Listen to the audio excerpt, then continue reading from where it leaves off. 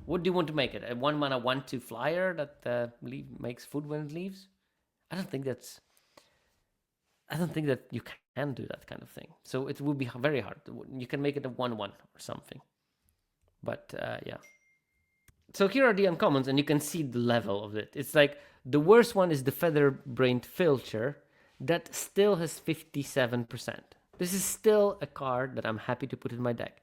So long story short, unless it's Feather-Brained Filcher and you're in Boros, any white uncommon is something that is fun to pick. Fun to even find, to even better than find in case of Mighty Mutanimals, because those are 65% game and win rate. This is a bomb level kind of power. Okay, and we can finish with the white rares and mythics. We can start with Sally Pride. And boy, plus 14 percentage points. Plus 14 percentage points improvement in both Orzhov and Boros. Sally Pride is just a broken card. Just pick it, just play it, and win games. I've just been watching Nathan Stoyer jamming it. Maybe it's Christopher Larson jamming it in one of his directs, and it just like, the game is on parity. Sally Pride, I'm a million miles ahead. And even though they killed it before it could attack and put any counters on anything, the game was basically over after making 3 2/2s on top of everything. And we have Agent Bishop. It's a solid card, but it's way weaker than Sally Pride. Plus 7.3, plus 6.5. I mean, you're still first picking it, whatever. But it's just to show how good the Mighty Mutanimals are. Then Tricerodon Commander, the sort of weaker version of Sally Pride. White XX for a 2/2 dinosaur with flying. And when it attacks dinosaurs you control other than this creature, get +1/+1 and gain flying until end of turn. And when this creature enters, create X plus 2/2 white dinosaur soldier creature tokens. So if you cast it for 4, it's a 2/2 that counts with a 2/2. That on attacks is a 3/3 with flying. And 6 mana, you get 2 of those. 8 mana, you get 3 of those. Blah blah blah, whatever. I mean, the card is just good. Plus 6.4, plus 4.5 in Orzhov and Boros, respectively. Turncoat Kunoichi. Plus 4 in Orzhov, plus 1.9 in Boros. That's the creature with sneak, and when it enters, you exile something until Turncoat Kunoichi leaves play. But if you cast it for sneak, just exile. Doesn't matter. It just kills it for dead, which is great. Like a 3/2 that can kill something for dead is not terrible. And you can sneak it in quite easily in decks that is built around it. As you can see, the benefit of having it is, in terms of percentage points, is double for Orzhov compared to what Boros is, but it's high on the plus for both of them. Lunder Sewer Samurai, the 4 mana mythic with double strike and sneak, only have numbers for Orzhov there, but it's plus 3.5, which means it's good, even great. Prehistoric Pet, that was a bit of a head scratcher, but maybe it's all about recasting things and getting triggers and stuff like that. But it's minus 0.5 in Orzhov, where I thought maybe it's good, because it can't be blocked by creatures with greater power. But turns out it's minus 0.5. But in Boros, it's plus 2.6. So the card is actively good in Boros. Maybe you can return those 1/1s that make another 1/1, cast them, things like that. Lots of shenanigans that you can do. But yeah, you can play it in any of the main white color pairs, and it's going to be fine. Leonardo Cutting Edge, on the other hand, not as good. This is a constructed card. You don't want to be playing a constructed card in the draft just for the sake of it. We've learned it the hard way in Lorwyn when Spellsnare was just very man draft, while it made waves in constructed at the same time. But minus 0.5 in Orzhov, minus 3.5 in Boros. So, yeah. And I guess that the more beavers you have, the more appealing Leonardo Cutting Edge is. Then Leader's Talent, that's the class that puts counters on something whenever you attack. And things that have counters, leaving battlefield gives you 2 life. And then when you cast a spell, you put a +1/+1 counter on each creature you control. Now, the third chapter is pretty busted, but quite expensive because the unlocking is 2, 3, 4.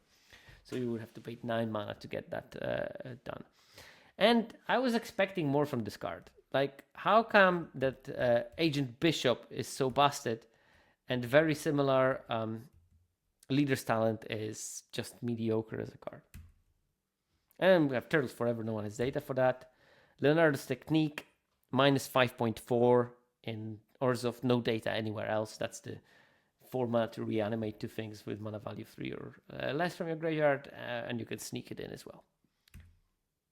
So the picture of white rares and mythics is more, they are worse in terms of win rate than the uncommons were, which is a weird thing to wrap your hand around it. It does not necessarily mean that those uncommons are more powerful, but context matters in those kind of situations. So I guess that the reason for that is that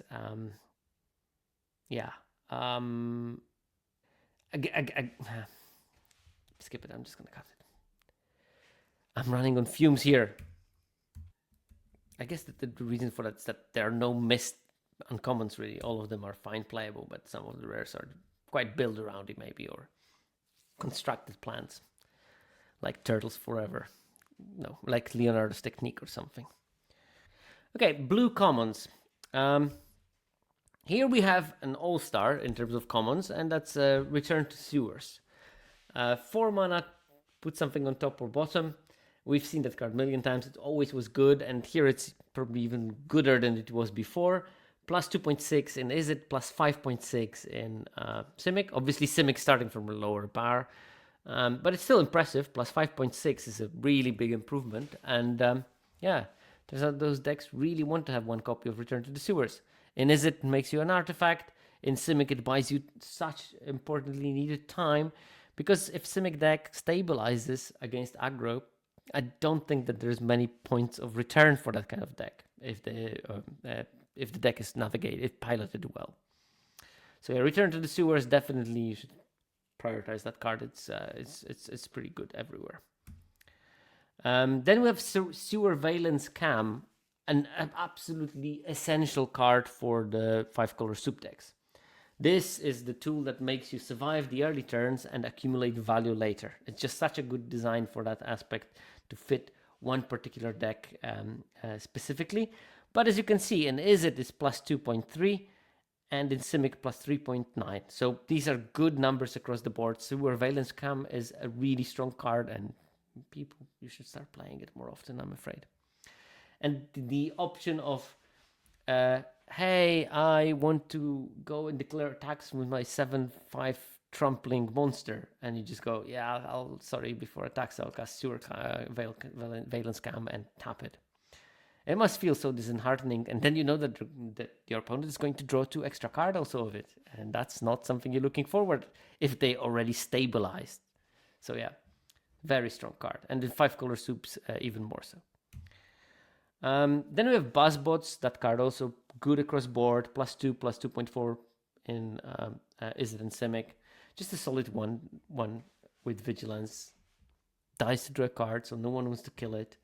And just chips in relentlessly. And then eventually you get some kind of a power boost or something. And your clock becomes pathetically short at that stage. Donatello the Turtle Techie. Plus 1.2 in Izzet and plus 2.8 in Simic. So actually relatively, Donatello Turtle Techie is better in Simic decks, which means that those Simic decks will play a lot of artifacts, because maybe they make mutagen tokens, and maybe they put some, key artifact in the deck, everything pizza or something, and all of a sudden Donatello becomes, or Omni Cheese Pizza, and all of a sudden in those situations Donatello becomes like the card you want to draw, because it gives you another card and stabilizes the board. The 3/4 is irrelevant, but 4 is the magic number in terms of toughness in this set, to my untrained eye. So yeah, we have that. Okay, then we have Mind Transfer Protocol. Here we have a more ambivalent numbers, minus 0.5 in Izzet and plus 1.1 in Simic. So solid card, turning something into 4-5 mid-combat can finish the game, on blocks can change the math of how the blocks work like, and you still get the card back out of it because it's a cantrip. So Mind Transfer Protocol is pretty much a fun of one of in decks that are heavily on the blue and green. Especially you want to do that when you have small creatures or creatures that get counters or with some like busted combatability. So be on the lookout for those. Again, then we have like the dregs, I call them, of blue. Retro Mutation, the 3 mana aura that changes something into an 0-1 that counterattack and loses all its abilities. And this one doesn't impress. In Izzet, it's minus 2.2. In Simic, minus 0.7, which is acceptable, but you know, nothing to write home about. Then we have Ultram Scientists, the Crank Brothers. This is the 3 mana 2-2 that when it enters, you tap something and stun it. Minus 2.2 in Izzet, minus 3.1 in Simic. So that card just not good enough. You will have to play it sometimes, but you should not be happy about it. Okay, then we have Stockman, Mudflyentist. Pretty bad numbers for Izzet, minus 4.4, and not an amazing number either for whichever student submitted it, but there's not so many people that submitted it, so go figure. Then we have Crustacean Commando, the 2 mana 0-3 that when it enters you make a mutagen. And it has pretty bad numbers, but specifically in Izzet, this does the opposite of what Izzet wants to be doing. Yes, it is a defensive body. 0-3-4-2 is nothing to write home about. But 0-3-4-2 that maybe will trigger some kind of synergies would have been maybe acceptable. So maybe if Crustacean Commando was an artifact, maybe then it would have been slightly better in those lines. But it's not happening, and that's why we have like big drop off, especially for Izzet, like 6.5 percentage points is quite a lot.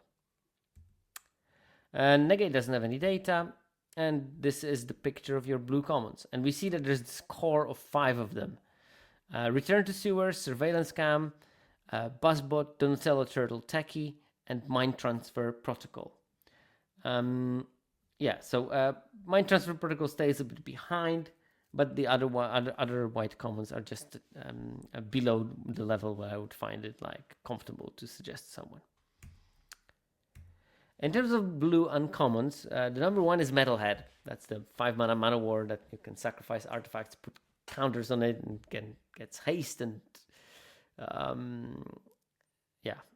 it gets haste and it's scary. You can sacrifice your extra superfluous artifacts to make it even bigger and give it menace on top of whatever rule stoop you have cooked up for it. But Metalhead sometimes will lock people in their mind prison and will make them think that this is a blue card and has red ability. It probably is only for Izzet. In this case, it's not. I think that the Metalhead can be perfectly playable in Simic and whatever 5-color, whatever deck you build up, it's going to be a very, very good addition, even if you don't have that many artifacts to sacrifice. Okay, then we have Ooze Spill. +4/+5 from Izzet and Simic. It's a counter spell for 3 mana, which means 1 blue casting cost. And you counter something and you make a mutagen. You should be able to kill something while at the same time contributing to pumping the team. Then we have Ray Filet Man Ray. This card is definitely not putting any work in Izzet. It's just minus 0.3, which is not terrible, but it's not like massive draw. In Simic, it has plus 3.5. So card is good and survives the market in Europe, and worth knowing that. But it's more of a Simic card than an Izzet card, it seems, because Izzet decks also they want to be this grindy aggro rather than, playing defense. So maybe that's one of the reasons why it's not going to be so amazing. And then we have Donatello away with the machines. And actually, I have to say that I looked at this result and it sort of surprised me. Because in Is It is plus 0.4, which is something you would expect. Like a very solid frog might do that. And then Donatello way with the machines is just good in a Simic deck, plus 2.2.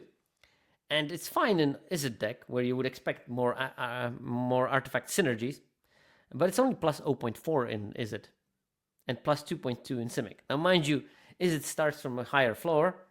Simic for floor is quite low at 53 or something. But still, it shows that it can be a good card, and don't lock yourself into thinking that, oh, well, that's Donatello that gets bonuses for artifacts entering, and I have a lot of artifacts entering in my Is It deck, but why would I have in Simic? Well, mutagen tokens are artifacts. If you can generate a lot of them, Donatello way with the machines can be a great card outside of the prescribed artifact themed color pair. Still, even though it's not improving the Is It decks by a lot, Donatello is better in those Is It decks, but that's maybe because Simic decks are not the most powerful. So just don't judge a book by the cover and don't fall too much to the prescribed 2-color pair synergies, because sometimes by doing so, you will blind yourself to seeing cards that can be good in your deck that maybe are not so on the nose in terms of their theme. Yeah, Rebel Streams. Donatello, Mutagen Man, and sacrificing a bunch of mutagens. That sounds like a great plan for any deck. Okay, then we have Bespoke Bow. That is plus 0.3 in Is It, which means you're happy to play it, and minus 0.3 in Simic. So yes, again, also happy to play. Fugitive Droid, that one is a bit of a disappointment. I was quite optimistic about the chances that this card had to become something in draft format. Vanished pretty quickly. It's just one drops are not the priority for blue-red mage in this format. If that card had been, I don't know, black, and it had whenever some type of creature enters, this gets unblockable, that would be fine. But in blue-red, it's just too slow, honestly. You have to cast those artifacts turn after turn, or make them enter the battlefield, and for what? The output of 1 damage every turn, the 20-turn clock, proverbially. It's just not good enough. And the ability to sacrifice it to counter something probably is underused a bit on Arena, but it's just an educated guess. I think that this is more of a constructed card than the draft card. It's not horrendous, but it's not like good. And then we've done Donatello's Technique. That one has -4, -2.5. Just not what this format wants to do. I think that Simic decks a bit closer there, but properly to make Donatello's Technique useful, you would need to build some horrendous concoction, and then it's good because card draw is also fixing for some reason. And we have lastly April, Reporter of the Weird, -9 in Is It and -5 in Simic. Now this is just a bad card. I tried it several times.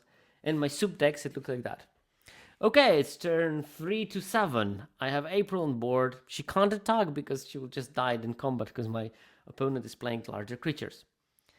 Then I stabilize the board, and I think about swinging. And it's like, oh, I can't attack with April because I might self-mill because my library has 4 cards. I can't draw 2 extra from April, Reporter of the Weird. And that's the one that when it deals combat damage, you draw that many cards and then discard a card. So a 2/2 that will hit, draw 2, discard 1, which would be already great. But yeah, the card is a disappointment. I would urge you to reconsider playing it. It reads somewhat promising, but it doesn't deliver that promise at all because the body is so irrelevant. Okay, as you can see, slight mixed bag here. But I would say Metalhead, Uspil, Rayfilet, Donatello, and Bespoke Bow are all fine to be playable. And Fugitive Droid, Donatello's Technique, and April, Reporter of the Weird, that's probably something that you want to be avoiding. Although Fugitive Droid is sort of like borderline. In terms of rares, well, we just had an April Reporter of the Weird.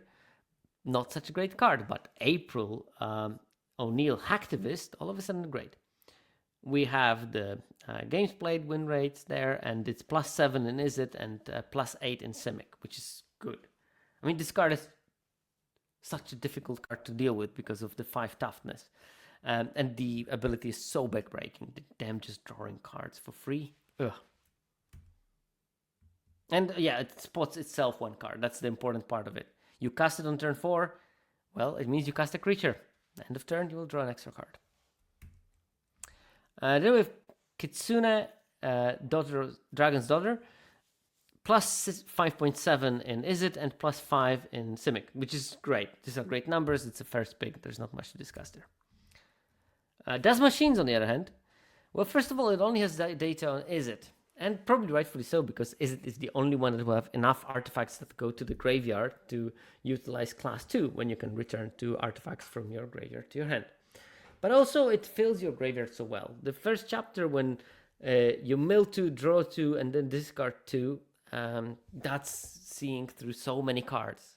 So yeah, interesting card. I think with potential constructed pedigree, I would punt the guest on that one. But it's strictly an Izzet card. It's a secret Izzet card. Donatello Mutant Mechanic, same situation as with the previous card, same situation as with Does Machines. Mutant Mechanic is the 3/5/4/4, and you can tap it to put counters on target artifact you control. It's a robot addition to their other types, and activated only as sorcery. So yeah, it's a cool way of like turning your mutagens into creatures. 3/5 body is hard to deal with, but it's only +1.7 in Izzet deck, so it's not like amazing or anything. Krang a bit better in Izzet, where it should be at its best, the artifact deck. Krang has +2.6. And I guess if you want to fill a remake of what remake?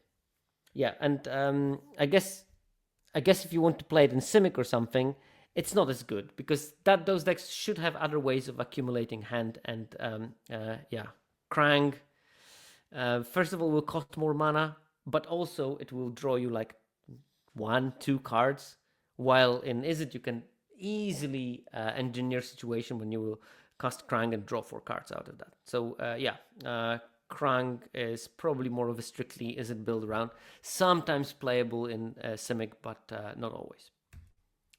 Then we have Donatello Gadget Master, another sort of artifact build around. This one is a sneak, and when it deals combat damage to a player, create a token that's a copy of target artifact you control. Now, obviously, the more artifacts you have, the easier to do. The more aggressive your stance, the more likely you're going to sneak.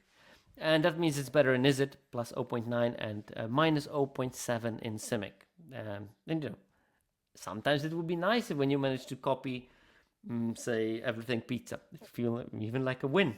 But it's harder to engineer it, because normally in those Simic decks, first you stabilize, then you turn the corner.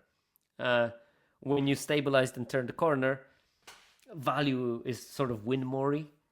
You need some cards that like give you the value when you need it the most, which is when you're stabilizing. So maybe that's why the card is not as strong there. Then we have Mondo Gecko, -1.5 in Izzet and +0.4 in Simic. It's a weird card, and it's okay to play, but it's not, again, like a bomb that I want to play all day. It's just a strong creature with interesting abilities. And then we have Rennet Temporal Apprentice, 5 mana 4/3 with flash, and when it enters, return each other non-land permanent that entered this turn to its owner's hand. And honestly, like enduring anything around that card is super hard. It has -4.5 in Izzet and +1.1 in Simic, which means it's like playable, I guess, in Simic. But the numbers for it will look way worse, mainly because it's mainly played in Izzet, and that drags its win rate down by quite a lot, because it's not on plan for that deck, rather. Okay, Kitsune Technica, Turtles in Time don't count. But here we have, in terms of rares, like April, O'Neill Hacktivist, Kitsune, Does Machines, Donatello Mutant Mechanic, Crank, Donatello Gadget Master. These are all fine. And when we get to things like Mondo Gecko at 54.6 game and hand win rate, well, that card is already closer to a filler. But we might notice that the card is actually not horrendous in white and blue-green. But blue-green is just not amazing itself. So you have to ask yourself, when do you want to be playing those cards? Okay, black commons. So we move to the new color, and again, with black, we're going to see the full picture of those ninja decks now, because we're going to see both white and black. So first thing, Orokusaki Shredder Rising looks like to be the best black common, and it's mainly the best common because it's important in Orzhov decks. Because this is how you get this curve out. 1 drop into sneaking in Orokusaki, drawing a card, and having a 3-1 on board, which is a great deal. It's plus 0.9 in white-black decks, and that's a very good result because white-black decks already have a high base win rate, so anything that improves it is important. So Orokusaki is one of the crucial commons for those decks. It's still fine in Golgari at minus 0.3, so we can play it there, but of course not as good. And of course, Golgari decks are weaker. They are 55% win rate average decks because probably if you're Golgari, you should have been 5-color or something. Second most important card, Squirrelanoids, 1 mana, 1/1 Death Touch. And this is a good card that is good in every black deck that is in supported colors. Plus 0.5 in Orzhov, as I said, it's really hard to improve on its already high win rate, so that's good. And plus 1.2 in Golgari because it's good as an offensive creature that can help sneaking, but it's also very good as a defensive creature that not only protects you from most of the 1-drops, but also late in the game, it protects you from attacks from bigger creatures and also works with things like Tenderize in Golgari because it can kill everything quite early. So important card in both of those decks. But it, again, stresses how important are 1-drops in those Orzhov decks. I think that you want to be aiming to have like 5 of them if you can, and then a lot of sneak, and then your white-black deck is good. Maybe you will open 1 Mutanimals or 1 Bomb or something, and you're quite happy with those kind of decks. And then we have cards that are a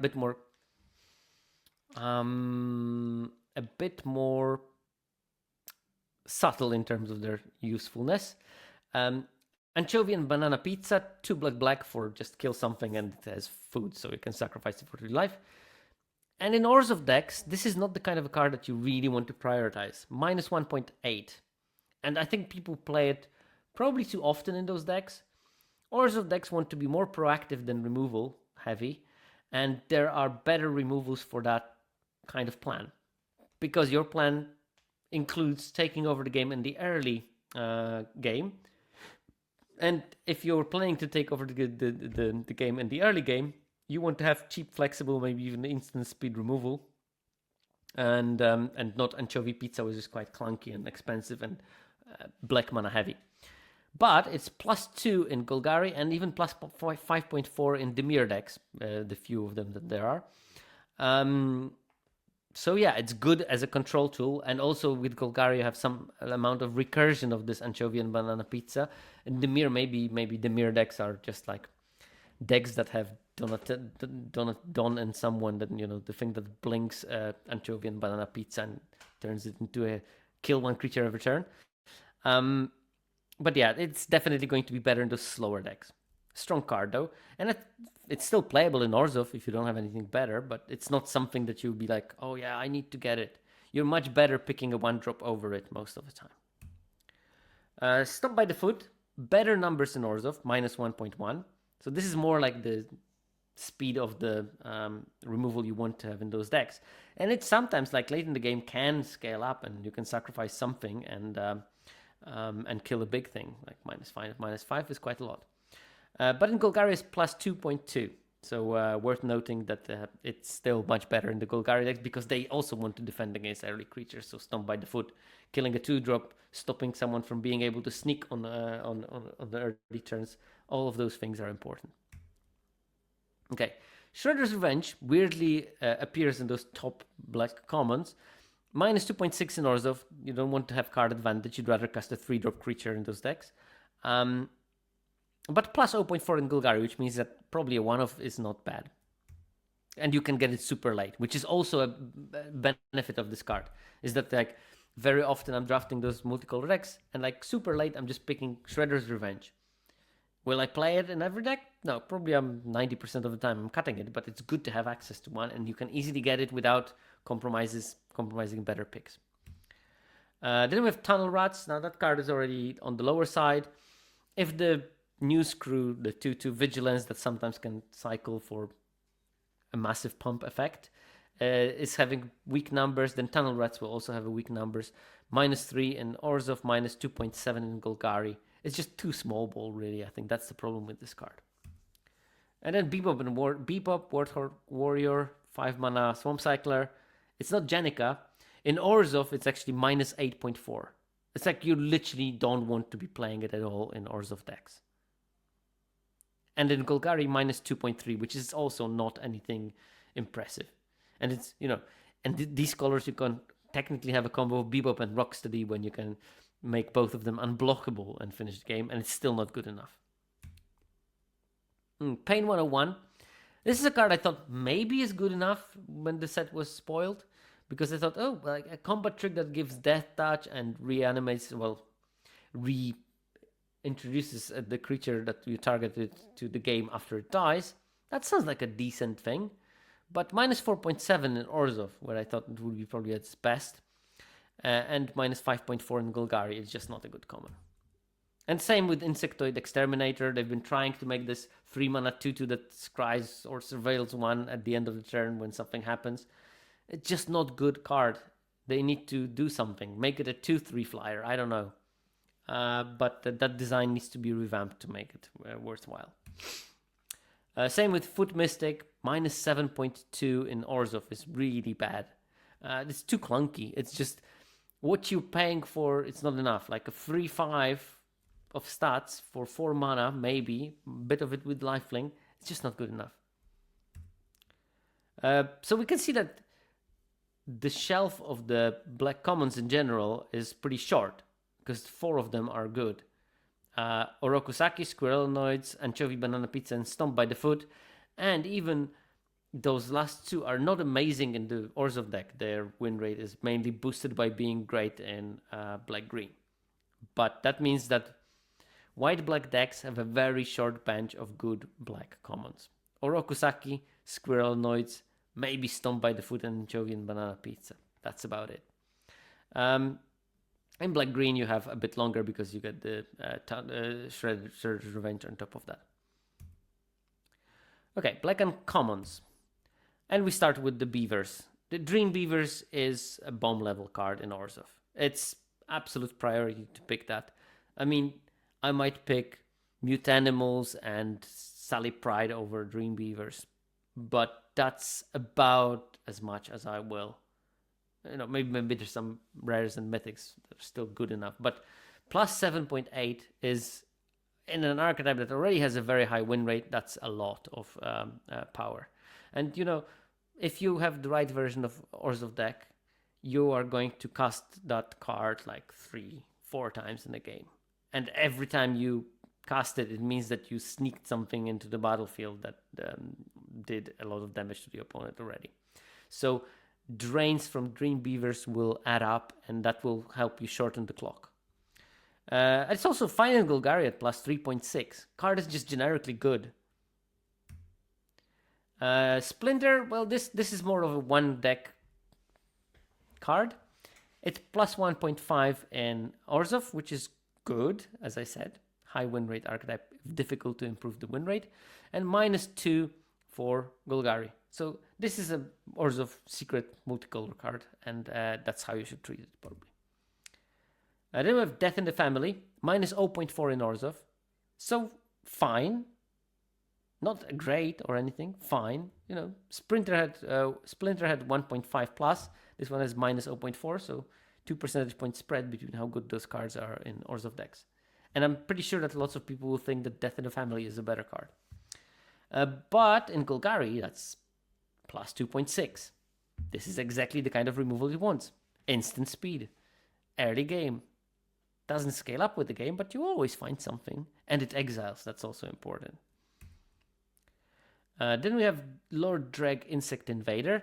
Exact 0 in Orzhov and plus 2.6 in Golgari. You can also, of course, understand why it's so good in Golgari, because you can generate a ton of value and you make a lot of 1/1s that can generate even more value.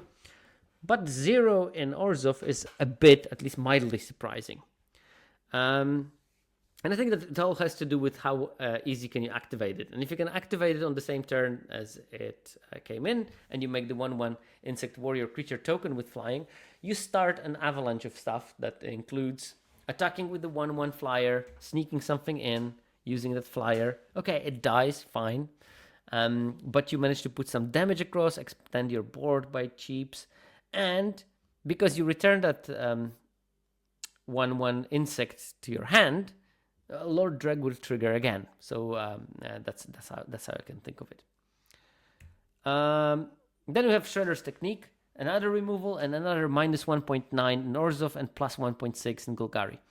You see from that, the clear picture that arises here is that Orzhov removal, secondary importance. Golgari removal, absolute paramount for the deck's success. You really want to control those boards. Shredder Unrelenting plus 0.2 in Orzhov, which is fine. It's just a big dumb beast, but it will be snuck. It gets haste, which is a big game. And also you can attack with like 4 creatures. They have 3 blockers. They make some 2 trades and 1 favorable block. You flash in on, and with 1 creature that was overhanging, you flash in Shredder and give Death Touch to the unfavorable block, and all of a sudden it becomes a very different situation. But in Golgari it's minus 3.1, so you just don't have to prioritize it at all there. Paramecia Coloniax is minus 4, minus 2. That's the card that is bad. It's not great at all. And Shredder's Armor doesn't have enough sample size, but I think it's not great either. So here we look, and outside of the Paramecia Coloniax and Shredder's Armor, all of those uncommons are fine to great. Dreambeaver's is head and shoulders above everything else. And then you have this Splinter, Death in the Family, Lord Dreg, Shredder's Technique, and Shredder Unrelenting maybe slightly behind. What do we have in the rares? We have our episode poster boy, Armaggon, Future Shark, 8 mana, 9/6, flash. When it enters, destroy up to 3 target creatures. Minus 2.4 in Orzhov.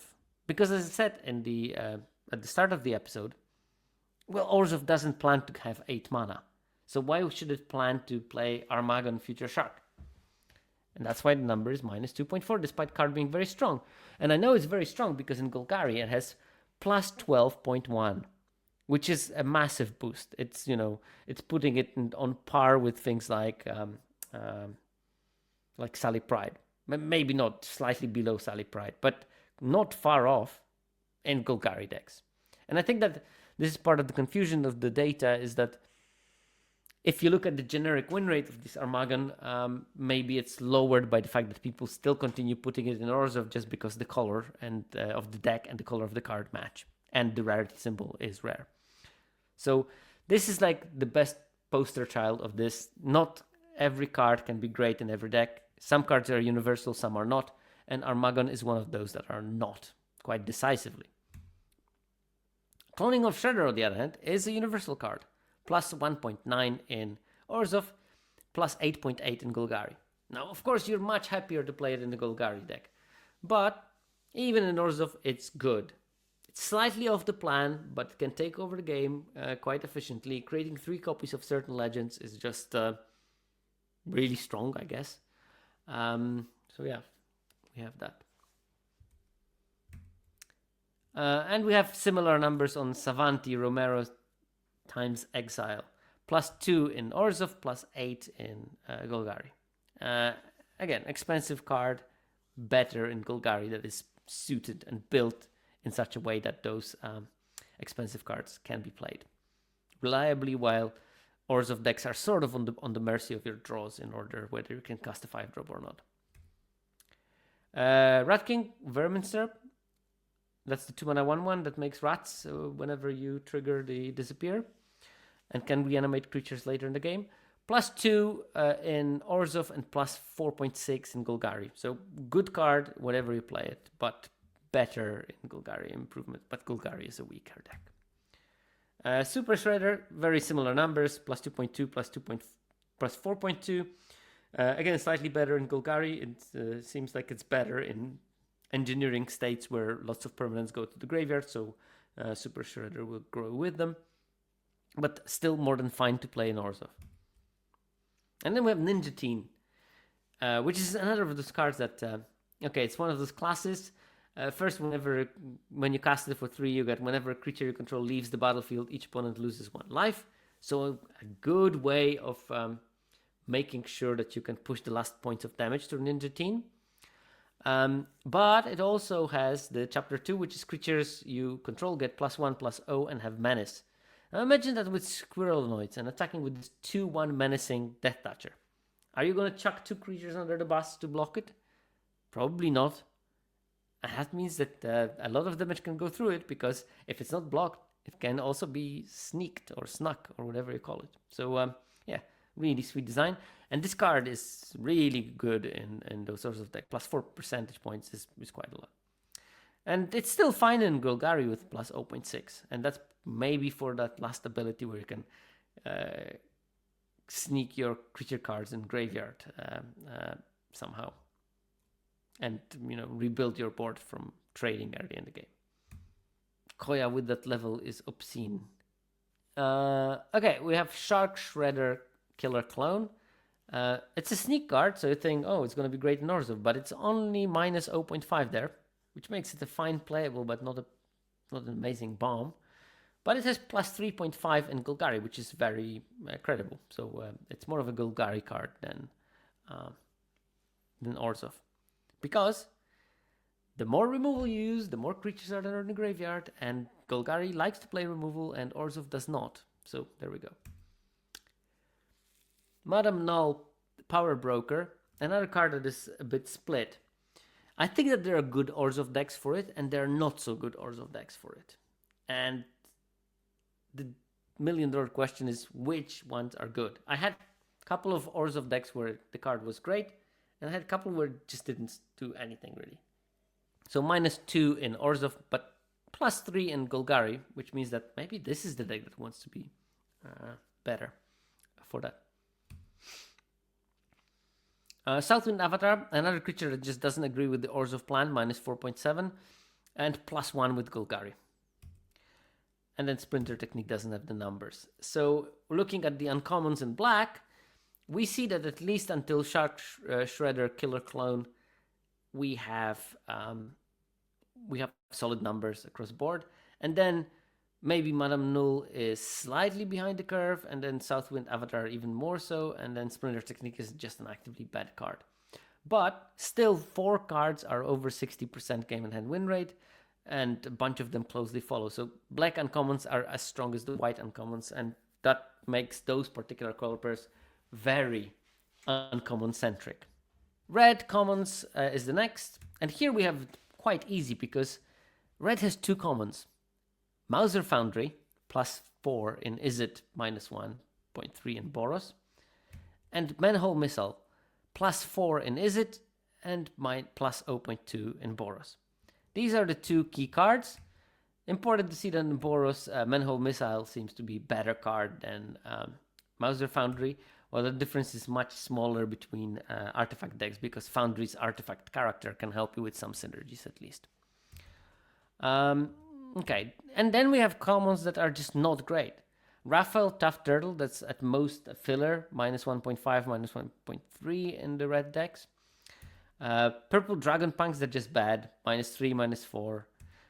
Bot Bashing Time, -2, -6. This is the problem that red has in this format. It's like Mutant Town Musicians, -7, -1.7. It just, those cards are not good. Null Group Biological Assets, 3 mana, 3/1. When this creature attacks, you may rummage. -5, -2.5. It's like really not that great. Zog, Triceratops Castaway, the mountain cycler, minus 7.4, minus 2.9 in Izzet and Boros respectively. These are not great numbers, especially for decks that are among the ones with the lowest win rates in the format. Rock Soldiers, minus 6, minus 8. Again, Mauser Attack, minus 5, minus 8. So, apart from Mauser Foundry and Manhole Missile, it's just not good, the red commons. Most of them you can just safely ignore, which means that the only signals you should be caring about is Mauser Foundry and Manhole Missile.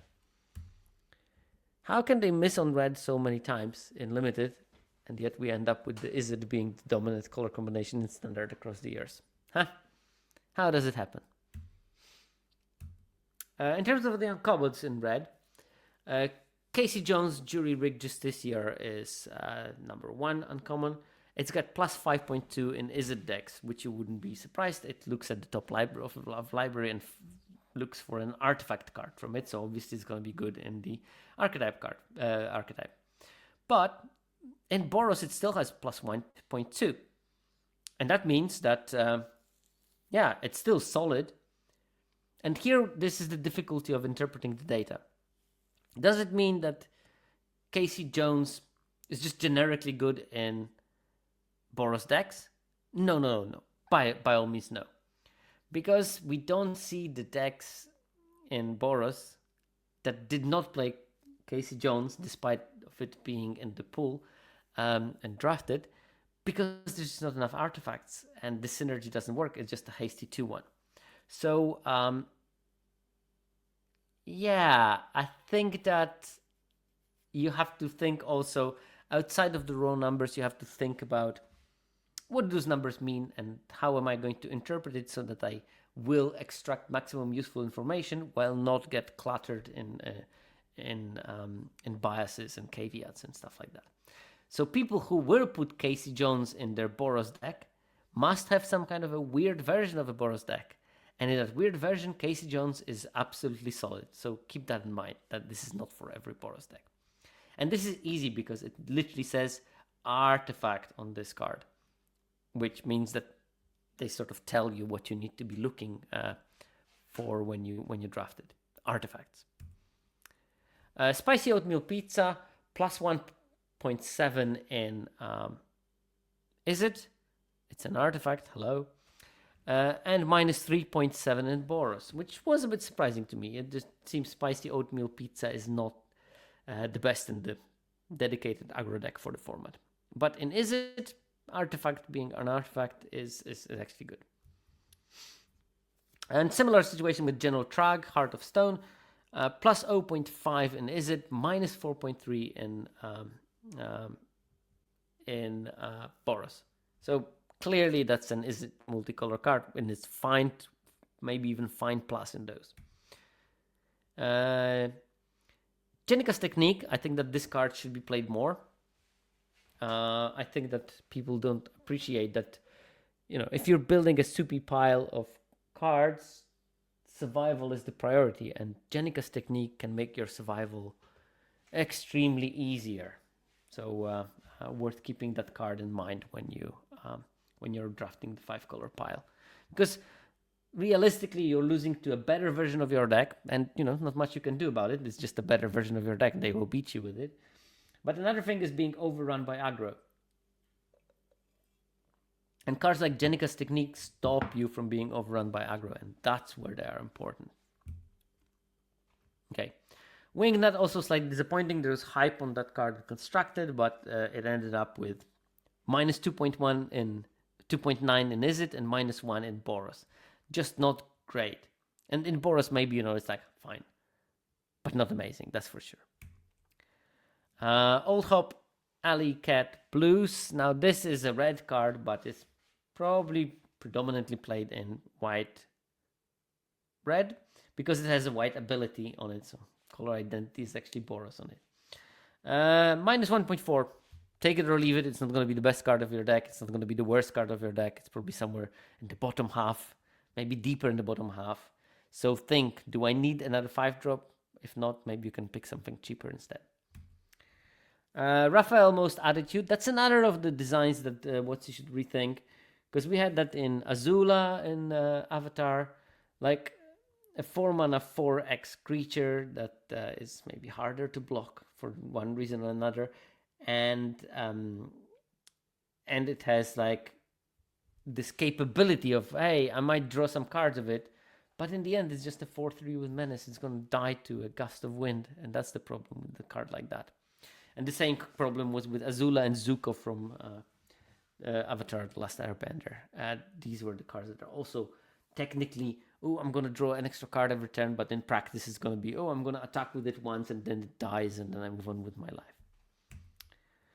Hard one, GTA, -10, -9. Just don't play that card. The numbers on it are horrendous, and I tried it for science and it was not great. But yeah, red uncommons also not great. It's literally Casey Jones, which is super specific, at 61%, and then maybe like Spicy Oatmeal Pizza and General Trag, and then it's not so great. So yeah, it will be interesting to see how that develops. But for now, it seems like the bench for the red uncommons is pretty short. Maybe it's better with rares. Well, we started with Ravenous Robots, and they have plus 4.7 in Is It, which is not, again, amazing, but I guess there were worth things that happened in Chernobyl. Here we have the probably most blowout potential rare in the set, because it is a red sneak creature, which means that your guard is slightly down and you're not expecting it as easily. And it can have a devastating effect on the combat, because they attack you maybe with one creature more than you can block. You do your blocks correctly, and all of a sudden the Death Touch from Raphael completely annihilates your plans. So Raphael the Night Watcher has plus 5.7 in Boros, and it's like really powerful in those Boros decks, and still plus 1.3 in Is It, which means it's a good card in this. So it's a really strong rare in that way, and especially in the Boros, plus 5.7 is a very strong ability. Improvised Arsenal, we only have data for Is It for that. That's the equipment that gets +1/+1 for each artifact you control. I'm pretty sure that there are Boros decks where it's going to be more than fine. But they don't come together so often, so and people probably try to position themselves in the blue-red in those situations, because, you know, it's more likely you're going to get more artifacts in the artifact-supported color pair. But plus 2.2 in Is It, that's a good result, so it's a strong card. You should pick it. Slash, the Reptile Rampager, 5 mana 7/5. This and lots of other abilities. But it's got +1 in Is It and plus 1.2 in Boros, which means, again, solid, more than solid, good card. But, you know, it's at level of like better white uncommons, for example. And part of it is because you have to pick it early, because this is a rare, and because it's a rare, you have to pick it early, so you sacrifice other picks that you didn't make instead of it. Casey Jones Vigilante, and here we go already bad rares. -2.9, -3.7, just not good. It will be pretty good in some sort of constructed format, but not here. Raphael Ninja Destroyer, also, when you think about it, this is just a 4/4/4/4. We don't have data for it, but I mean, it won't be great because it's just not a great card. And cool but rude, again, constructed card, not limited card. And occasionally you're going to win games with it in limited, but a lot of the time it will be just a waste of space in your deck. You'd rather have a 2-drop creature. And Broadcast Takeover, I have no idea why this card is in this set. I don't know. It should have been maybe a commander product of some sort. Raphael's Technique also. Something that you don't want to be playing.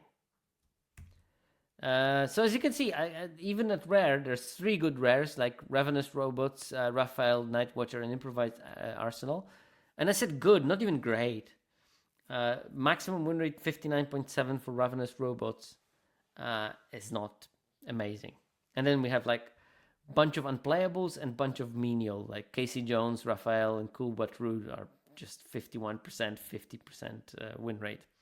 And Broadcast Takeover and Raphael's Technique are basically unplayable. So red has a lot of problems, That includes no good commons, or 2 good commons, very few good uncommons, like maybe 2, 3 again, and very few rares and mythics, again, 3. So red I think, is a problematic color to draft in this format already. Okay, we're coming to the last color, but there are still multicolor cards after that, but green commons. And here we have good news first with Frog Butler. That card is just very strong in every color combination that can be played, including Selesnya, which I think Selesnya is the secret 2-color combination that's probably played a bit more and wins quite reliably if you can build a Selesnya deck with some counter synergies, for example. But in Golgari, it's +4, in Selesnya, it's +5, and in Simic, it's +6. It's a great equalizer, and also it's the gateway to the soup decks as well. So, a very important card. The fact that it has Death Touch always is just amazing, because later in the game, when maybe you don't need the mana as much, you can trade it. It's a good thing with Tenderize, so it can allow you to kill creatures for cheap. And can get rid of pesky flyers on the blocks if you can pay 2 mana for it. So yeah, this is the most important common, I think, and it's still going pretty late in the pack sometimes.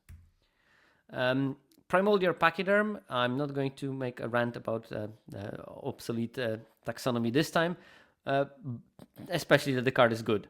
Not Frog Butler good, but +3, +4, +3 in Golgari, Selesnya, and Simic respectively. It's just a solid card. It allows you to stabilize, cushion your life. It has reach, which is great on the defense, and it has trample, which is great for the offense. I found that lots of those green or multicolor decks sometimes have a problem with closing the game, because your opponent is going to accumulate a board of like 9 1/1s or something, and it's very hard to push the damage through. And having things with trample that you can dump your pizza face counters on, and later attack for like 13, blocking with 1/1 is not going to make it in that kind of case. So yeah, that's one of the reasons why it's good. Then we have Tenderize, +1.5, +2.2, +5 for Simic. This is a premier removal for those decks, partially because there is just enough Death Touch flying around that allows it to convert it into I kill anything, and partially because your creatures, especially late in the game, are going to be big and they will be able to kill anything. So that's a very important card to have in your green decks to make sure that you survive till the late game and that no nasty surprises will happen to you in the late game when opponent draws some kind of a bomb. Then we have Ragamuffin Raptor. That's the 5 mana 4/3 that is a Gravedigger, but also can dig out food. +1.7 in Golgari and +0.4 in Simic. In Golgari it's probably better because Anchovies Pizza is one of the things that is in Golgari, and you can sacrifice the pizza to gain some life and rebuy it with Ragamuffin Raptor. So that's one of the reasons why it's maybe doing slightly better. And also okay in Selesnya and the Ragamuffin Raptor, +2.6.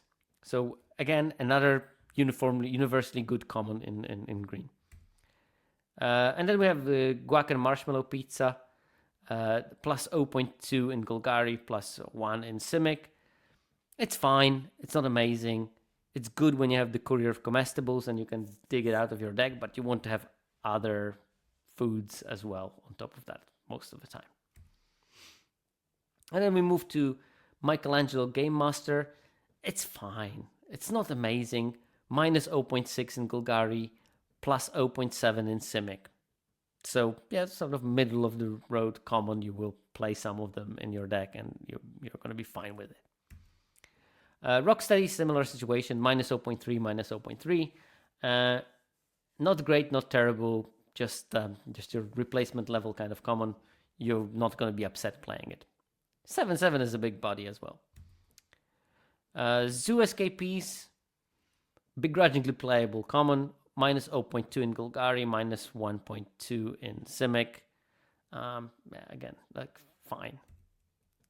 And Cowabunga, on the other hand, is not a fine card, especially in Golgari. It has -3. In Simic, acceptable at -0.5. And then we have the commons that are just probably don't want to be playing main deck. Mutant Chain Reaction, -4, -5 is not good enough. But you will also notice that, yeah, the numbers are positive, but part of that positivity comes from the fact that win rates of those colors are not great. It's 55% for Golgari, when in Orzhov we've seen 59 almost. So giving +4 percentage points win rate to a 55% win rate deck just makes that deck sort of like on par with an average Orzhov deck.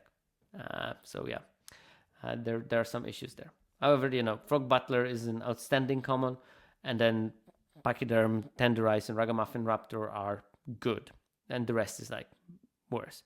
I think green looks better than red does in terms of depth, but not by an astounding amount.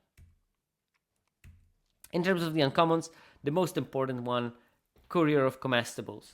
The most important one because, first of all, it's a very strong card, but second of all, when you're drafting anything that is green adjacent, you need to think while you're drafting, I want to have my food package in case I get past Courier of Comestibles, which also happens often. So it's worth planning that. You want to have probably like 4 targets for it, and diverse, so you can pick something for different stages of the game. You want to have your pizza face, you want to have your anchovy pizza, you maybe want one guac, maybe the kitty even. And if you have all of those, then Courier of Comestibles becomes a very flexible card with choice. And of course, that makes it a bit more tricky to play, but hey, we are, I think, advanced players here, so you should be able to figure it out.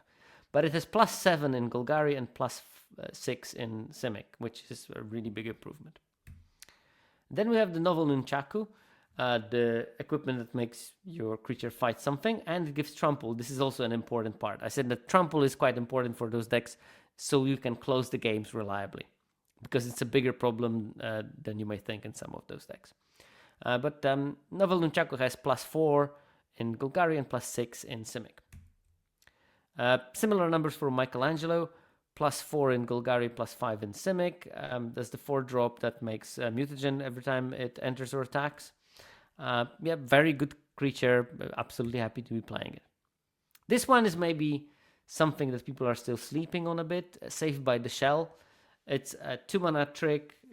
Costs 1 less to cast if you control a turtle, which is a big thing. And it has put a counter on a creature you control. It gains trample, hexproof, and indestructible until end of turn. So this is the protection spell that protects you from everything, and can do it even at 1 mana, and that's enough to make it a good card. +2.4 in Golgari, +6 in Simic. So it seems like it's important to protect your things when you're playing Simic. Westwind Avatar, 7-drop, but a good one. +3 in Golgari and +2.6 in Simic. It's a 7/7 trampler, and the trample is again important, and it stabilizes your life and draws you extra cards. It's like a great relief when you drop it on board and you get some value out of it. It really feels powerful then. But it's a solid card. Mona Lisa, the Science Gig, 3-mana mana dork. It's a 1/3 with reach, and it gives you X power, X mana of any color where X is its power. And it's +0.5 in Golgari and +2.3 in Simic, so absolutely solid card again. As 3-mana dorks go, it can do some fun stuff. It actually works very well with the guac pizza, when you can cast it for Mona Lisa's mana, untap it, and now it's a 3/5 and you have 3 mana. So you sort of cast the weird version of Dark Ritual there. And then Venus is a mediocre uncommon. -0.6 in Golgari, -0.2 in Simic. And there can be some decks where it's going to be good, but it's not going to be like an amazing card. It reads amazing, like 5 mana, 5/5. When it's dealt damage, put that many counters on her. Well, opponents just going to play around it. They don't want to grow it, so they will either keep a Death Toucher to block it and not attack into it until they can deal with it. And maybe this is the card that will be good if you have like a couple of those Nunchakus, because then you can cast Venus. If it survives till the next turn, you can cast the Nunchaku, fight something, put some counters on Venus, give it trample, and then you can start attacking, and it's becoming interesting. And then New Generation Technique, -4 in Golgari, not enough numbers in other archetypes, just not a good card. We've seen those 4-mana ramp spells. They are probably there for commander, not for limited, really. So yeah, I mean, we have good, I would say like 5 really good uncommons until Westwind Avatar. Mona Lisa, who is fine, but not amazing. And then Venus and New Generations Technique slightly underperform. And as for the high rarity things, Michelangelo Weirdness to 11, plus 6 in Golgari, plus 10 in Simic. It's just Simic can generate so many mutagen tokens that this card goes out of whack very quickly. Doubling the counters on things is a good ability. On a 2-drop that can quickly turn into a 3/3, especially decks that want to be stabilizing, therefore a big early creature is important. So yeah, really solid card. Weirdly, the second best rare in green is Transdimensional Bovine in terms of the win rate. 3 mana 0/4 flying, tap to add 2 mana of any one color, plus 5 in Golgari and plus 2.5 in Simic.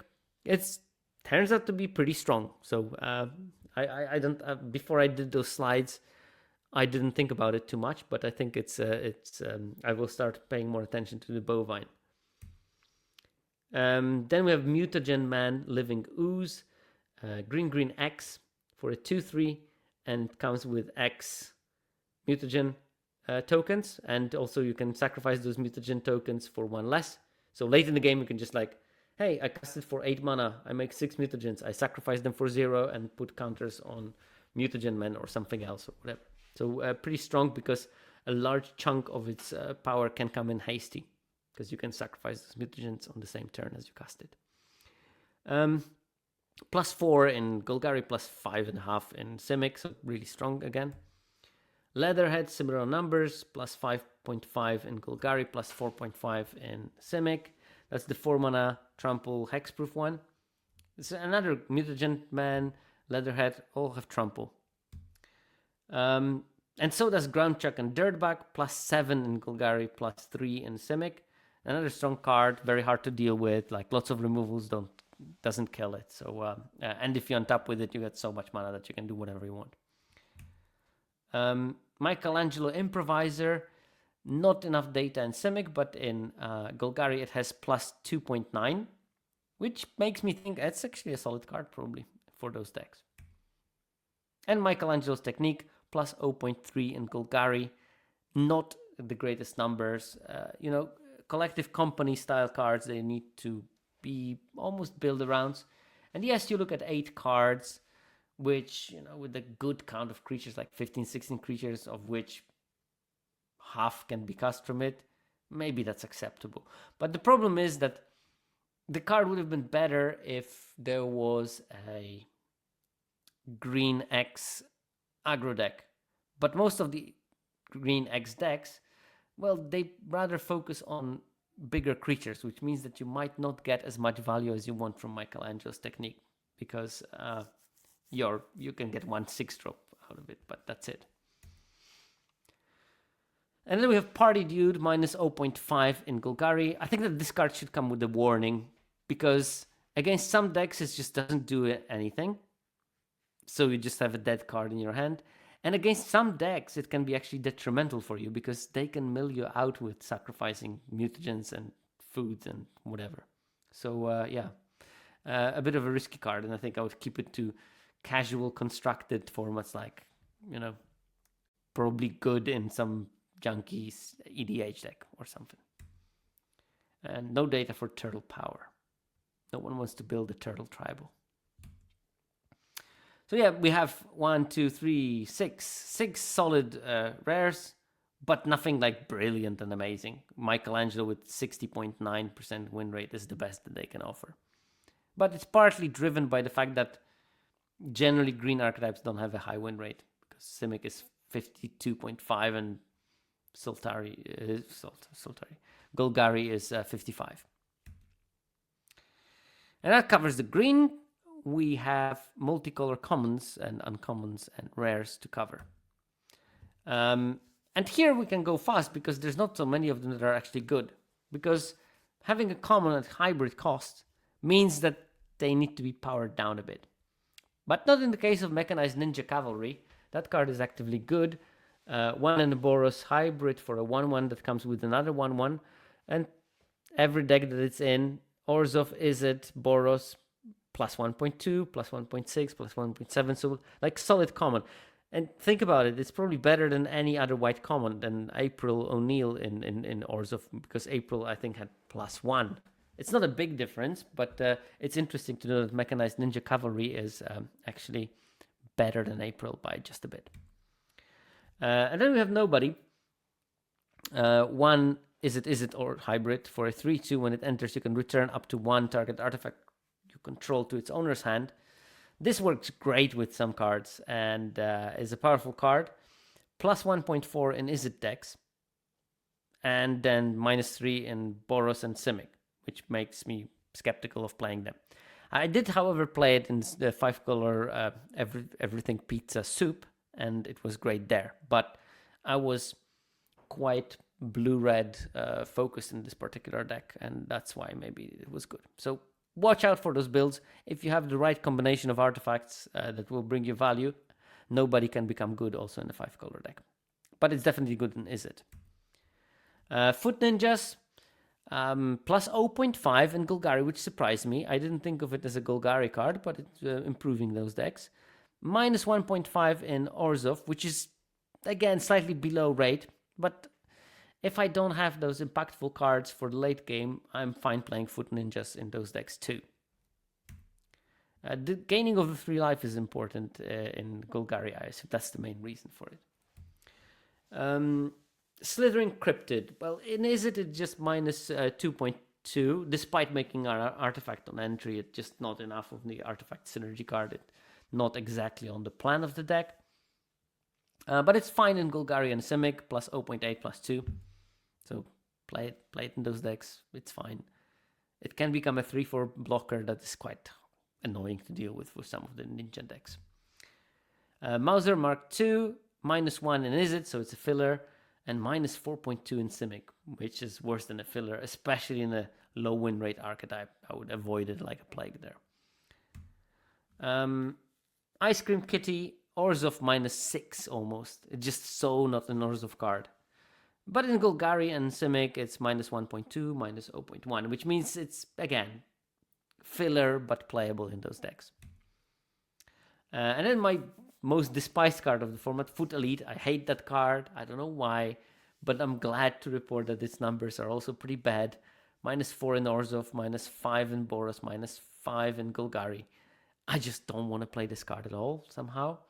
I think it sometimes can be mildly annoying, but that's the worst that I've seen it doing on the other side of the table, and I'm not religiously, but regularly at least, cutting them from my decks, and just there's no space for a 3-do-nothing drop.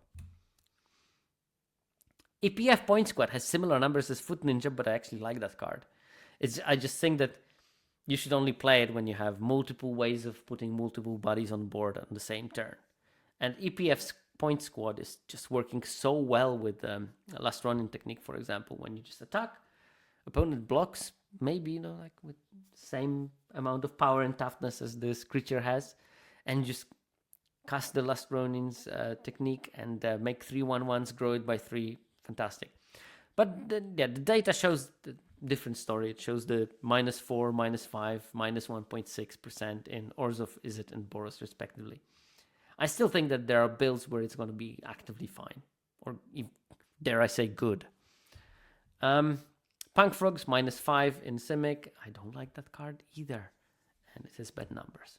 And Putrid Pulse, I think that putrid in the name refers to the quality of the card. It's just so bad. It's below 50% kind of win rate, just not good enough. 49% win rate, Putrid Pulse. So as we see those hybrid and commons, we have Nobody and Mechanized Ninja Cavalry, and then not much really, although there is some merit to Foot Ninjas and Cryptid, and I have some personal attachment to the EPF Point Squad in some decks that I think can produce multiple bodies regularly. In terms of the uncommons, well, Brilliance Unleashed is it 6 mana, kill spell plus reanimate for artifacts, plus 5. It's a great card. Tainted Treats, the Golgari removal spell for 3 mana, is +6 in Golgari, +5 in the Simic. So this is a really strong card, and yeah, make sure that you pick it accordingly. Baxter Stockman, another Is It one. That's the 5-drop 3/3 that makes a 1/1 when it enters, and at the beginning of combat on your turn, you can give an artifact a creature +3/+0 and first strike and vigilance until end of turn. This is the, you want to play it with already an artifact creature on board, but it can do a lot of damage if not challenged, so it's a solid card. And yeah, it's not the dumb beast, because if you have an artifact, most of the time you're going to get into combat and attack once with something with +3/+0 and first strike, and they either have to chuck something in front of it or just take sizable damage. So yeah, nice. Lessons from Life, a card about magic being played by turtles. +5 in Golgari, +4 in Simic. Just a very strong card. It does a lot of the things that this deck wants to be doing, including ramp potentially. But not for me, because I always miss out on land when I cast Lessons for Life somehow. Then we have Genghis Frog, +4 roughly. 2 mana 1/3 with Trample and in Simic, and whenever it or another mutant you control enters, you make a token. So yeah, solid card. Can be a problem, needs to be dealt with. 3 toughness is great. Putting it to 4 toughness is even greater. And then accruing some mutagens and stuff. For a 2-drop, that's quite a lot of work that it can do. Karai's Technique is around 0 in Orzhov. That's the +3/+3 to one thing and -3/-3 to the other thing. It's solid, but again, the problem of this deck is that removal is just so not a priority. And I think that the win rate of this card is suffering for that. Reference story for Pizza Face. That's a pretty essential card for those decks in Golgari Simic kind of solution space.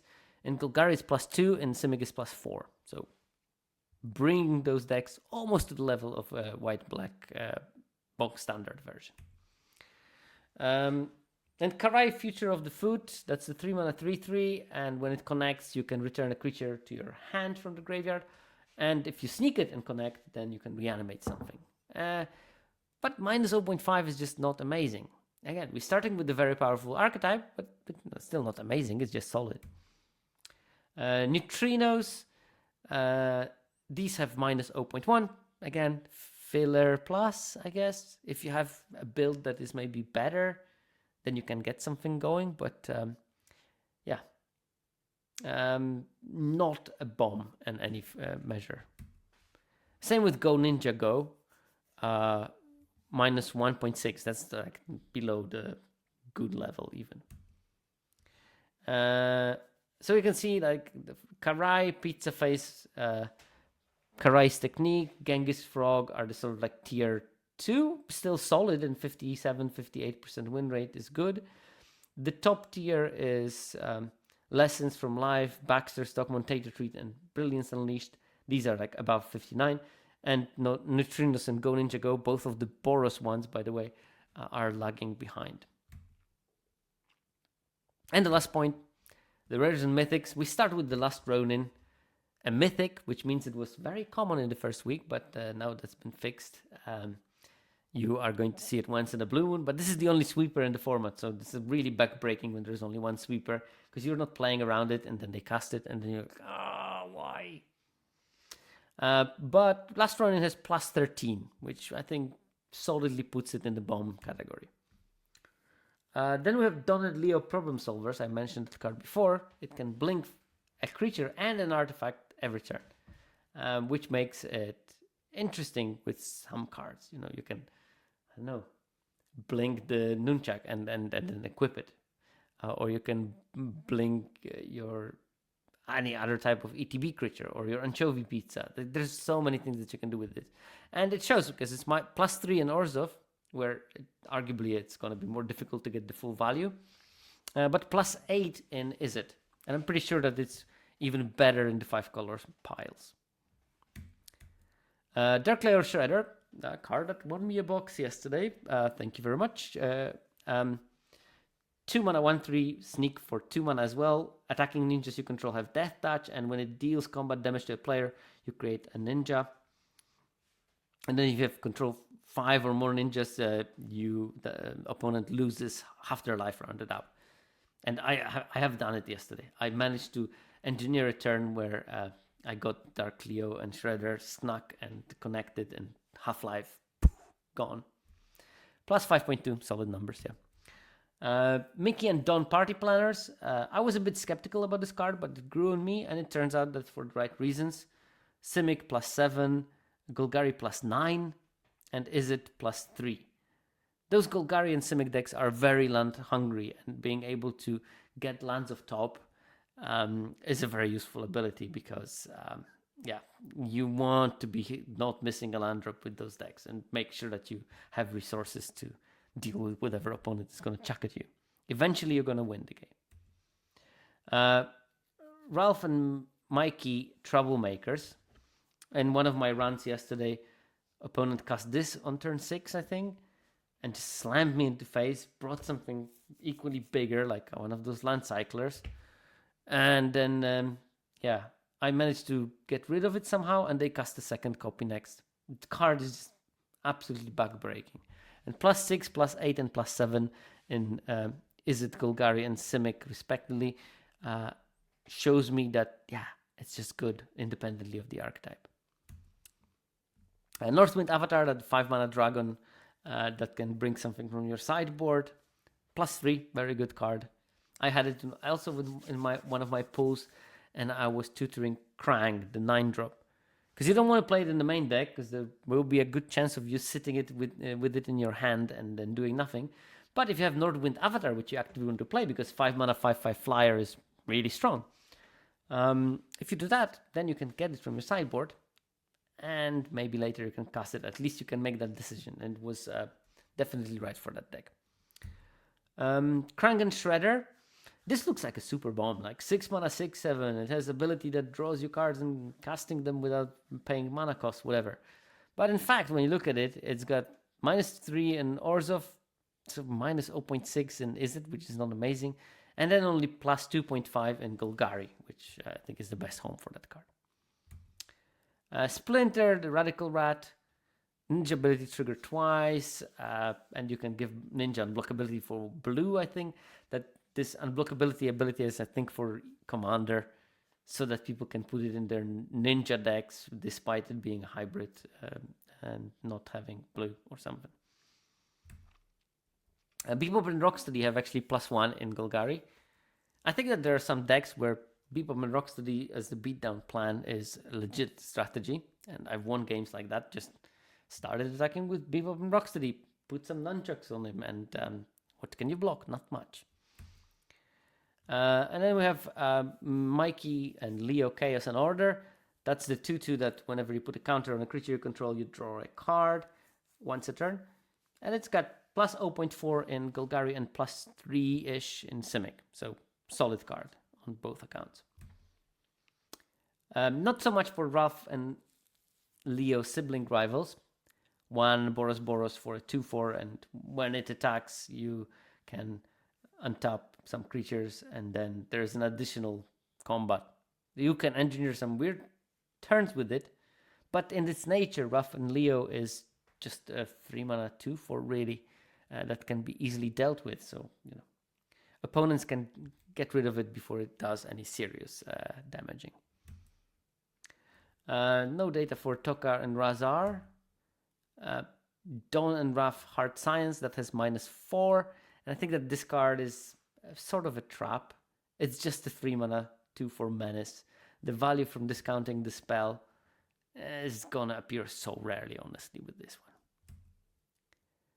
So yeah, I mean, in terms of the rares and mythics, we have like a good collection of 6 things with above 60% win rate.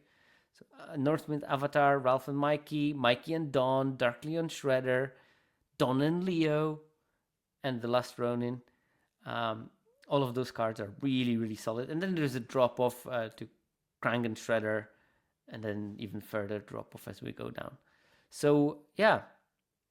Not so many of those cards are really busted, but you need to know which those are so you can draft 5-color decks with more imagination, and also that you can figure out what are the important things for this particular category of decks. And I think that this is it in terms of how many. Well, I don't have any more slides or cards we can talk about.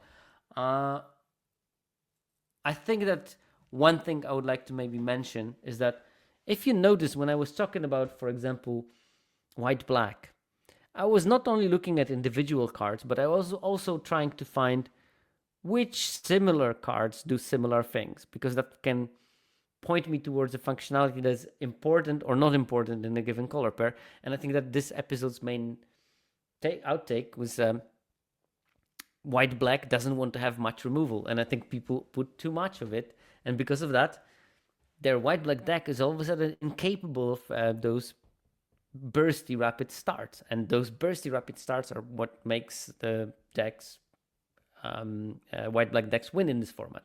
So by not knowing which balance should you take, you might build the decks slightly off and then lose some games through that. So that's, I think, the important takeaway, and think about removal in white-black, and maybe notice that how many times you have a black or white removal spell in your hand, and then you think to yourself, I wish it was something that is not a removal, but just a creature, so I can progress my game plan by dealing damage. Okay, cool. As I said, next week I'm planning to do an episode on the everything pizza, data permitting. It might be a bit later than normally as well because of that, but I will try to make an episode on this. But it's not going to be specific towards Mutant Ninja Turtles. Yeah, of course I'm going to use the cards from the Turtles to talk about it, but I think my main focus will be what do you have to think about when you're building a 5-color deck. And but until then, enjoy playing those directs if you're playing, enjoy playing the drafts if you're playing, and enjoy skipping the stat if you're not playing. It's all healthy things to be doing, so enjoy. See you next week.